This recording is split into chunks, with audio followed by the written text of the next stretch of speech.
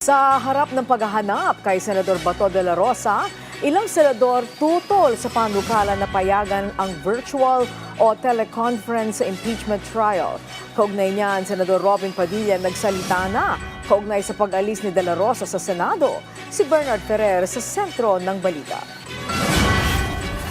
Mariing pinabulaan na ni Senador Robin Padilla ang alegasyong itinakas umano niya si Senador Ronald Bato de la Rosa palabas ng Senado noong madaling araw ng Huwebes, May 14.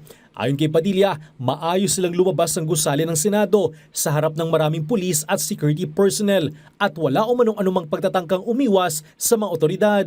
Anya, madaling araw nang sabihin niya kay de la Rosa na kailangan niya nang umuwi dahil hinahanap na siya ng kanyang asawa.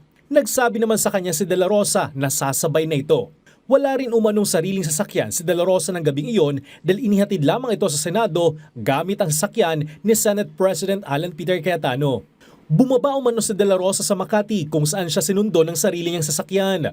Samantala, sinabi ni Senador Erwin Tulfo na marami sa mga senador mula sa minority bloc ang hindi sang-ayon sa panukalan ni Senador Rodante Marcoleta na payagang dumalo at lumahok si de la Rosa sa impeachment trial sa pamamagitan lamang ng virtual o teleconferencing setup. Paliwanag ni Tulfo, pinayagan lamang noon ang ganitong setup nung kasagsagan ng pandemya dahil sa umiiral na lockdowns. Pero ngayon ay hindi ito maaring gawin dahil hindi ito magiging patas para sa mga pumapasok. Pwede po dati yun, nung panahon po ng pandemic, di po ba? Kasi may mga lockdown tayo. Pero ngayon, bakit naman hindi po pwede? Kasi kita naman kasi parang gusto nila na kahit saan ka, pwede kang bumoto. Huwag naman ganun. Di po ba? Unfair naman po yun doon sa mga pumasok. So, obligado pong pumasok. Nanatiling nakabinbin ang motion ni Marcoleta sa Senate Committee on Rules kung saan ito ini-refer.